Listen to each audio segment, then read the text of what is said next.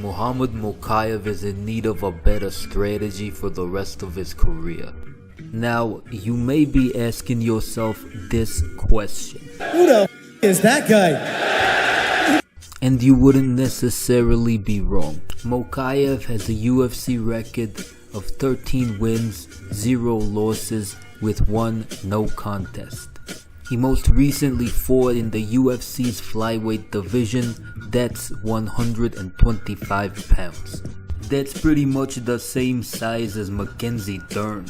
She previously fought at 125, although now I think her latest fight was 115. Damn!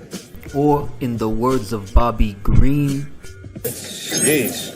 Men's flyweight is ruled by Alexander Pantoja, and there are some really good fighters in the flyweight division these days. Dana White was never really a fan of the UFC's flyweight division, and around the year 2017, he was always threatening to close the division down.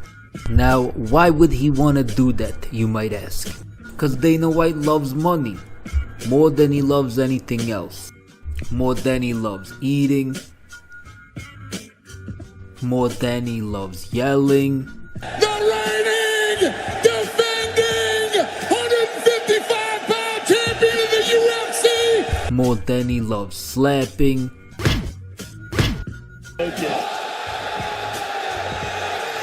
Even more than he loves Conor McGregor. Is he fucking awesome? Conor is the guy.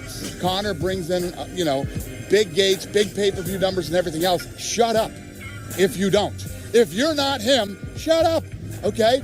Guys are talking about money fights. I'm like, you're not a money fight, okay? You're not a money fight. You're going to make whatever you're going to make, and if you're a good champion and your fight sells, you're going to do pay-per-views, and you're a partner in the pay-per-view. If you're not that big pay-per-view star, shut up. By far, Dana White's most favoriteest thing in the whole wide world is money. He loves it. Then why does he hate the flyweight division? Why does he hate this guy? He famously traded Demetrius Mighty Mouse Johnson, a champion and one of the best ever, for Ben Askren, one of the worst ever. Dana White focuses on what makes him the most money. The UFC's primary marketplace is North America. And what do we love here in America? The bigger, the better. Things like the big gulp to the super-sized McDonald's. The bigger, the better. Which is why the heavyweight champion is typically considered the baddest man on the planet. Mokaev's last fight in the UFC was at UFC 304 against Manel Kape.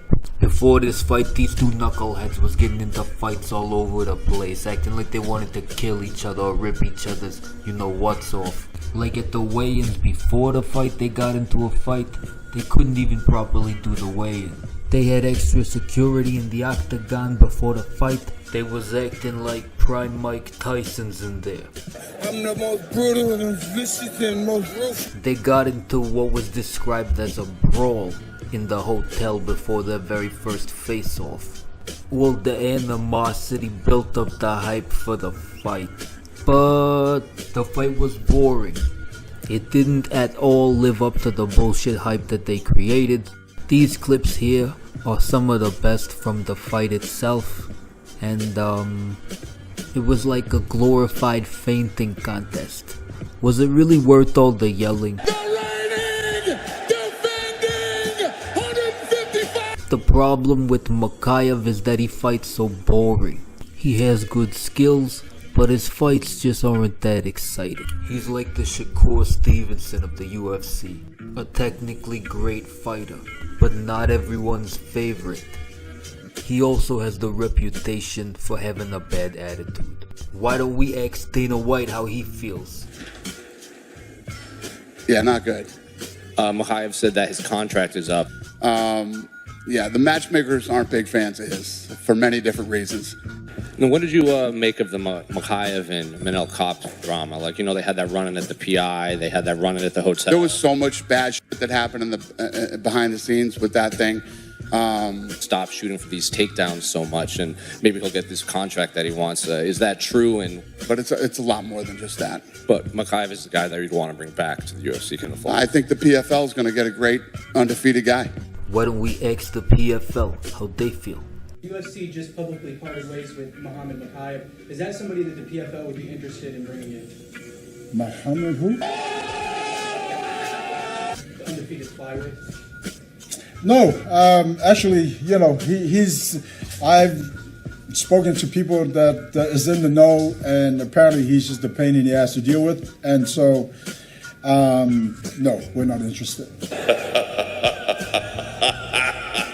Makhaev went on to say that it's his dream to fight in the UFC, and that he would even fight for free. People can talk all the they want about how we pay, but nobody's fighting for free. It is what it is. You know, I always say this, that this is an opportunity to be here and to perform in front of the entire world. And, you know, he's just a guy that did everything wrong and pissed these guys off. I wasn't involved in any of the stuff that happened with him, but, you know, the matchmakers and Hunter were, and they weren't happy with him. They weren't happy with the way he acted. They weren't happy with a lot of things he did and said. And, you know, I guess you can look back now and regret it, but you did it.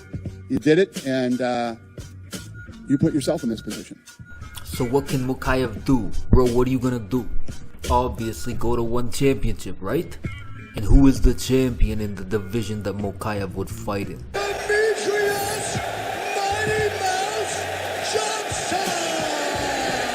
Go to one championship, fight this guy for the belt. I can imagine it. Makhaev goes to Japan, make the biggest fight ever. Ladies and gentlemen, this is the main event of the evening.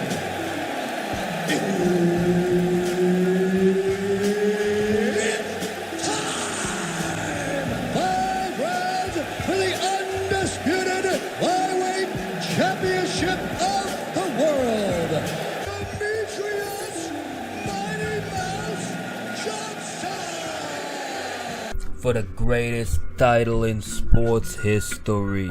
Does Makhaev got the skills to pull it off though? He may have the heart, but does he have the right skill set and ability to beat a guy considered one of the best of all time? The way these guys fight in one championship ain't no joke. It looks like they try to land a knockout blow with every shot. Demetrius got good striking, phenomenal IQ inside the cage, and incredible finishing ability. Who knows what's gonna happen? Did Dana White inevitably put the clamps on this kid's career? Unsurprisingly, I have obtained confidential footages, which should blow the lid off this whole case. And I will show that to you here. How much you wasting? It wasn't him, Charlie. It was you. Remember that night in the garden? You came down my dressing room and said, "Kid, this ain't your night." You remember that? This ain't your night. My night. I could have taken Wilson apart. What do I get? A one-way ticket to Palookaville. You don't understand. I could have had class. I could have been a contender. I could have been somebody. Instead of a bum, which is what I am. Let's face it.